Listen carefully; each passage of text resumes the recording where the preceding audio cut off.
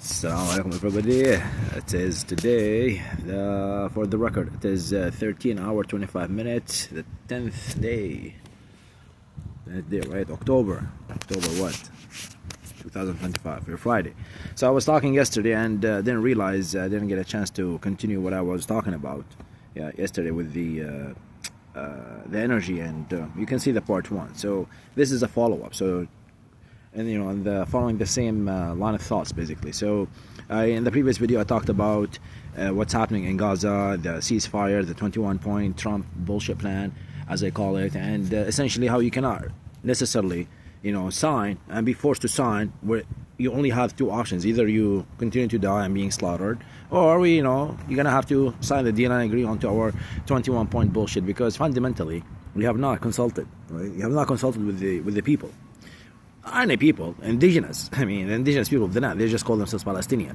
Irrespective of your fuckery belief system, at the end of the day, we're talking about what could be or what would be a two-state solution possible. And if there is one, it's not going to be a two-state solution. It has to be, it's an existential question of humanity. Regardless, so I talked about basically how we live in a digital world. There's digital ID. Those who are not well versed with I gave the reference to International Standard of Operation, ISO 222. Look it up. So that's the previous video. I spoke about that earlier. So this video now is a continuation, and we got to the point where I'm talking about how the Shilons and the Elons and they go about investing. Because remember, when you level an entire region, right? Locality, right? Gaza, it's even level to the ground.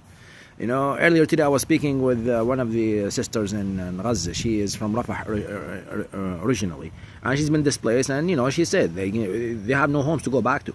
They're all level to the ground, and she tells me, we would just want to go back. We don't want none of this shit. We just want to go back to our own homes. You have to understand something. When you level the ground, this means you now have to offer development, right?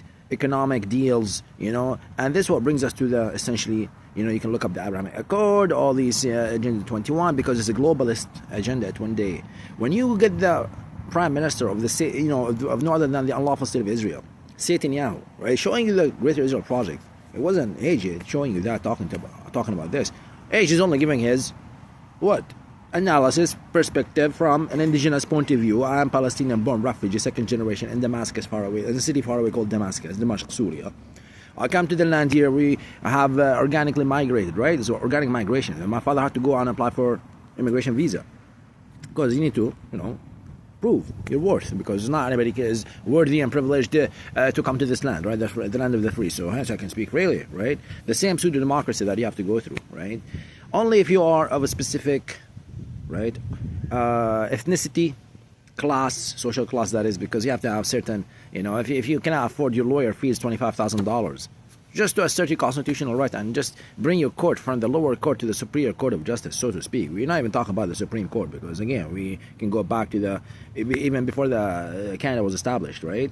So that's natural law for you. That's, humanity existed before your fuckery corporation, because in 1982, basically, the Canadian government, vassal of the nothing than or no other than the English crown, right? The English crown.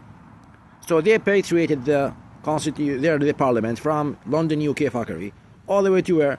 Ottawa fuckery. So it's no difference. The only thing is now you have you have a bylaw that we call the Constitution, and that bylaw in 1982 is called the Canadian Charter of 1982. It's a corporate bylaw. It's as simple as that, because it has two parts. Part one, the charter, right? We call the charter.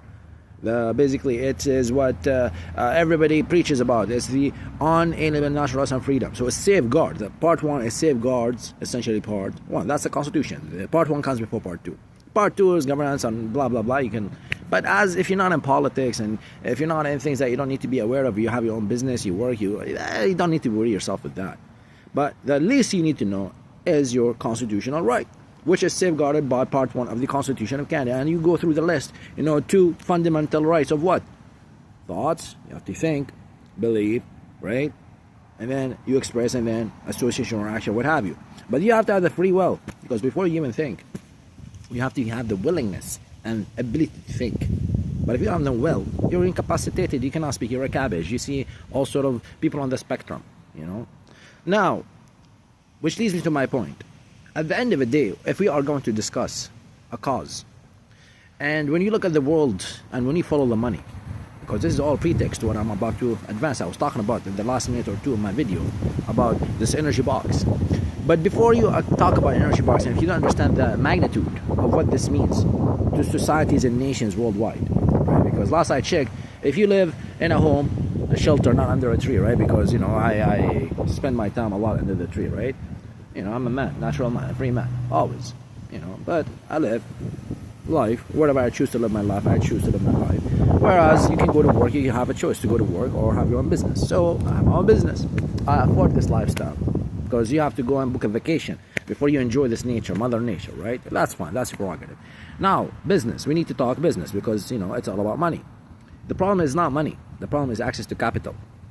And essentially there's a certain group of people that essentially control the money supply, and this is through the, you know, IMF establishment, International Monetary Fund, in 1943, and then the United Nations in 1945, right, and then the establishment of Israel in 1948, the W'ARiElLian state. So there has to be, you know, like a Lego, like it's like you're building a fucking, you know, empire, but now you have to use it in, you know, the entire global village. This is called globalization. It's not, you ask anybody, you buy shit from China most of the time. 80% of the goods come from China, consumer shit. Why? Because it's just the market, you know.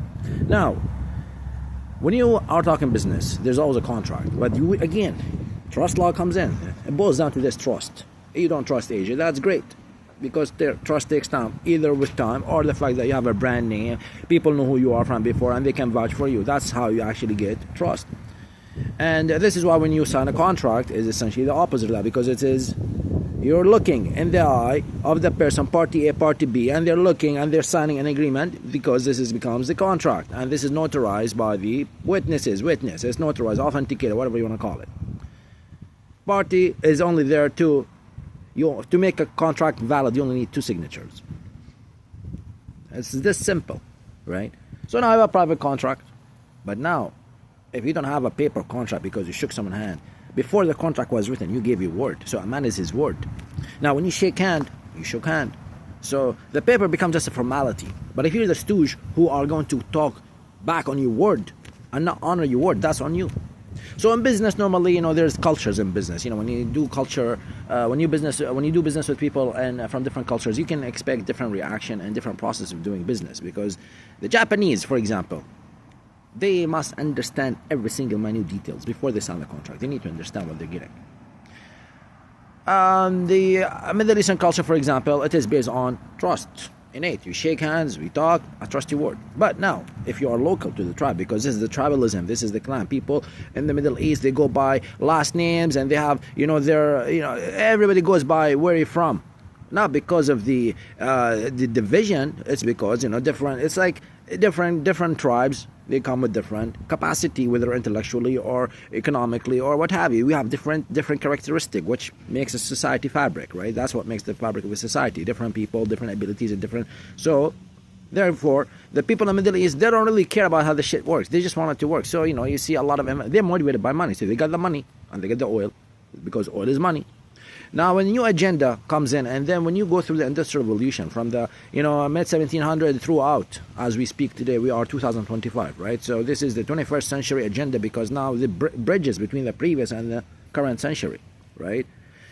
You know, we're still 2025. The century ends in 2099, right? But again, it bridges between the previous century, Y2K. You had a problem with the Y2K, the digital internet, the digital world, that you are able to now to, you know, observe and, you know, see. Hey, you can just record himself and upload YouTube, no problem. I could care less if you are sitting here or not. I could care less for the views. You know, you either are actually trying to learn, or you are just going to parrot information, mainstream media. So the money supply becomes very important. So again, when you do business, you have to understand people's motivation. What is their motivation? Because you cannot, you know, go and try to force a Japanese corporation, for example, or a business. Like, you know, I was working in the industry, and we were trying to get Sony to basically secure design one with Sony, because I worked in the startup community in a company called Clear, which became basically acquired by SMSC, which became Microchip. So again, I'm talking from experience. Now, I was sent to Japan. This was back in 2010, right? So, 11 must be. Anyways, I have to go through my resume now. But anyways, so I go to Japan, right? 2010, yeah, it must have been 2010, yes. Because I remember I went to Syria in the Christmas, and then I was there for 7 weeks, got stuck. Because I'm coming down to visit my family first time. I've been away from my home, my hometown, my everybody, my family. We came as immigrants, and the immigrant now is 2010, so, like I'm going to visit, what have you. So yeah, first time. Anyway, so now the idea is this. When you go to Japan, the Sony Corporation, they are grilling you with questions, and you must understand, if you don't know what you're talking about, it will reflect bad image on the company trying to get the design win. Because, you have to convince party B that your product is superior than product, competition. That's what it is. There's a market, there's players, A, B, not just A, B. It's not just a match, soccer match. And even then, you gotta, why do you have a match if not to, go about and, win a trophy? Why do you participate in a market? I mean, you could just play a friendly game and call it a day. Don't keep track of the score. Okay, nobody gives a shit. But when you talk about international competition, world trade, so China is the second rising economy. And of course, they have to be enabled. So now, China versus Japan. Again, Japan will understand everything. China, they can play both sides of the coin. They have to be mutual interest. Because China is a huge market, and the cost does not translate, right? So it's a cheap labor. That's why American empire in the 70s, they were offshoring, right? They were offshoring all this manufacturing, PCB, printed circuit boards, what have you, all the way to China. I mean, you work in the industry, every single PCB, most of the time you are engaging with China because you are doing cost optimization. I mean, for each dollar you have on your bill of material, it translates to 3x, so 1 to 3x. And that is the credit-based system you are living in, because again, you make the product, it's gonna be, cost, initial cost, and then you have to pay your people, and then you gotta, basically assume, average. You're not gonna take all the markets, so, you get 2/3, and then you go to the end. So it's always, you have to make 1 to 3x. Only to stay afloat. You're making this much profit, perhaps, So look at the, profit margins of your pick your favorite, 500 Fortune company. It's really 33% is the average. Some people get to 40 and 50, but only if you squeeze and you monopolizing your market share, you get to that level. But on average, like 44% or so. That's if any. But most companies who do not have good bottom line management and they cannot manage their costs, they just fade away, because you need your gas to run your car. That's the fuel. And to run your corporation, your vessel, the fictitious entity, you need funding. Now, the source of funding decides, right? Either the source of the funding or the market, because you have a good product and people will buy. So either you fund and you give away part of that pie, because when someone pays you to build something, right, then they need to write the terms and the condition, because they are now investing in you to build something. And there are terms and the condition. Now, the terms and the condition is like a balance, The person giving the money, and it all depends on how much and the potential value. And that becomes kind of, first, for example, investors, angel investors, they call them our friends and family. Your valuation is nothing right now. You have a dream idea, but you got to execute. And as you execute, you go, and then the value, the potential. Now, there is rule of thumb, right? Any coffee shop, any businesses, 3x revenues. You potentially can go from market value, right? What you currently make, that's your income, 3x. That's market value, 3x. Somebody can buy out because, 3x, that's, upfront. Not you got to work. And you can get to 10x and 100x multiple, and unicorn, 1,000x. It doesn't really matter, So it's all valuation, market valuation. Now, the valuation comes from where? Not objective. It is now subjective, based on everybody value something differently. You may value iPhone, you may value, a burger. It doesn't matter. What you value is what you value. Your value system is your value system. There's monetary part of that. It's not all just about money. Everybody has different values. It's sentimental values. You cannot put a price on something. It's sentimental, right? So again, and when most people just are ignorant, and they do not understand how business. You start with a trust, you need to fail. So I gave you a bit of, information how different cultures, do business. So the Arabs, they shake hands, they look at you in the eyes, and that's it. The contract, it becomes just what? The contract you sign is just formalities. And then to protect and safeguard both interests, because you cannot just unilaterally break the contract, because remember, it's a trust. Trust law takes time to build, and the contract is there to basically make sure and ensure that this trust, as it takes time to build, because if you have selling a good product, well, now you bought and you invested and what have you, and the product is actually delivering on the promise, well, that's brand, that's reputation, that tells you, okay, well, I can trust this brand. You know, there's no one in their blind right mind like they're gonna you to give them. You want this brand A versus brand B. So you know, I don't know. They pick your favorite automobile. There's a market, and each market has brand names. iPhone versus I don't know Motorola. I mean, it's no brainer. But it's not because of superiority of the hardware or the technology. It's because of the brand name. That's the value, right? And that's market for you, and that's basically initial public offering. That's when your average Joe is going to go out and invest because you are going to expect a return. You don't just dump your money in the garbage. I mean, that doesn't make any sense. Likewise, when you are trying to establish a society, you need a three. You need energy, right, which has many forms. You also need water supply, right, and you need what? Trade, because otherwise you cannot. I mean, why else are you gonna go out and build civilization and society if it wasn't for the settlements of the people that you are going to now incentivize? And to incentivize people, they have to basically have common shared interest, and that's what build nations.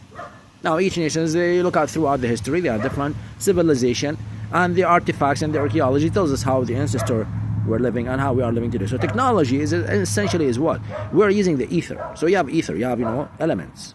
If you play flamenco, that's the instrument, the guitar, right? It's one genre, one style of playing the guitar.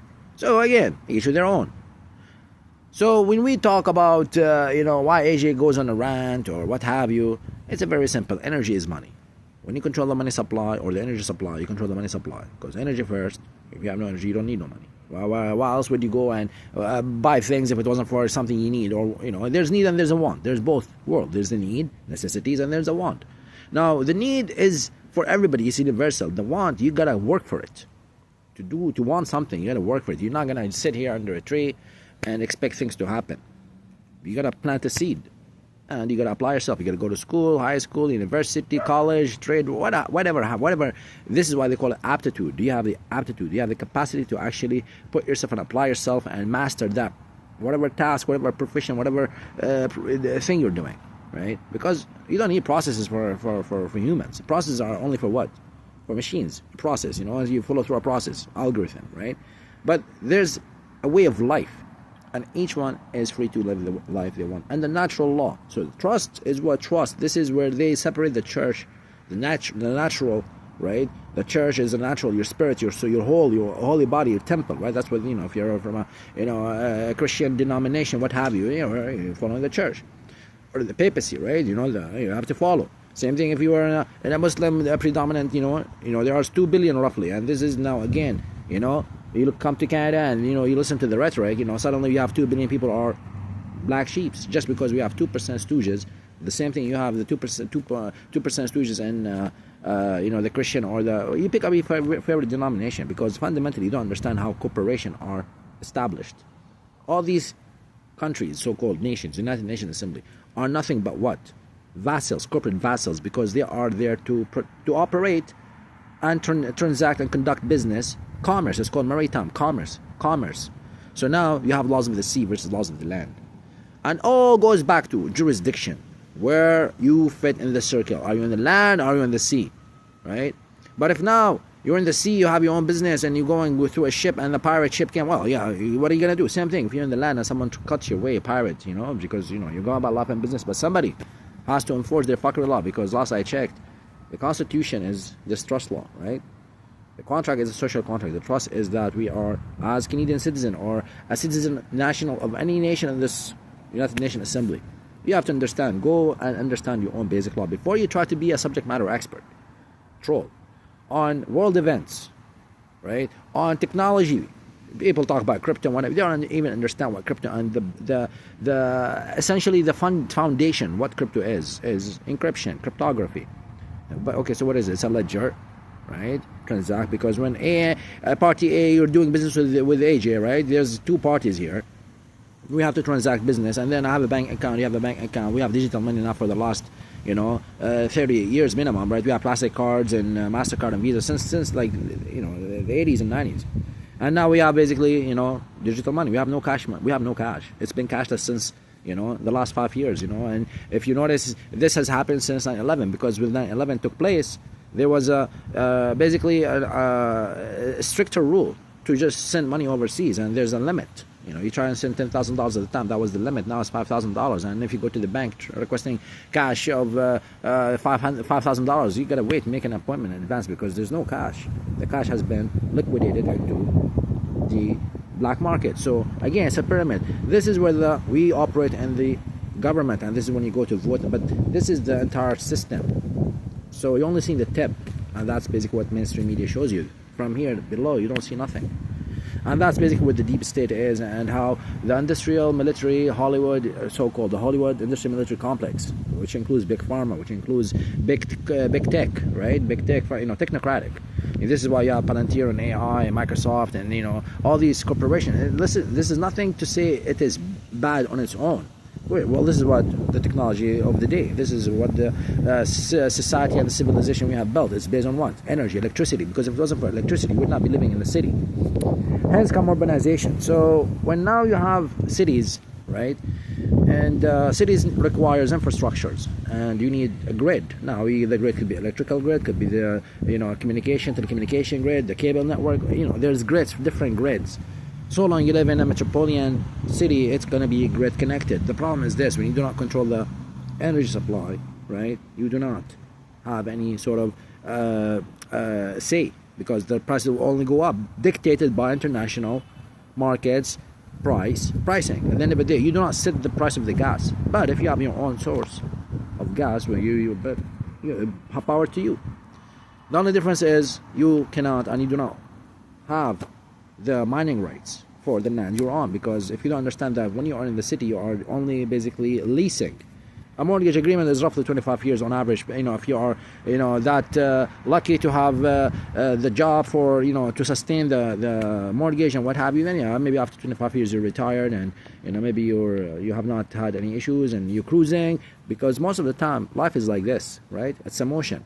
It's not just straight, right? So as you start your career, you go up, you go down, you go up, you go down. It's a life motion. That's the career part. But then you have other aspect, and the superposition, the collective of all these minute, discrete, gives you the harmony. So this is the waves of life. So yeah, there's a lot we talked about here, and energy, remains at the heart, because fundamentally Gaza, and when you follow the news and Agenda 21 with the one world government, powered by basically pick your favorite new renewable and green scam technology, be it air pumps, heat pumps, bullshit, solar panels, EV toys, you name it. So again, if you want to have that lifestyle, power to you. But there are people who know and there are people who do not know. So you cannot equate someone who doesn't understand anything about technology with someone who actually is at the heart, right, of technology, as we call it, right? It's powered now by AI, and AI, at the heart of the AI is what? Is the semiconductor, the silicon that powers all these GPUs and what have you. At the end of the day, you just write code. You write code, no matter what algorithm, what code you run. You still need the hardware, the foundation. So that hence goes back to what? This trust, because you can make an analogy. Your body is the holy triangle, right? You're not a triangle, walking triangle, but you stand on 2 feet. You don't go walk upside down. So you make a triangle yourself. That's your holy body, right? Holy body temple of the body, mind, and what? Holy Spirit. So what's your Holy Spirit? Okay, that's each to their own. Fundamentally, you have the bodily autonomy, because you have the whole, right? You have the whole, not just your head. It's the whole body, right? Mind fully capacitated, you're able to speak, reason, and have a dialogue with people. But you have to understand there's always biases. Everybody is biased, because as you are born, naturally born, you come to this world, you don't know shit. You're sucking on your thumb, and then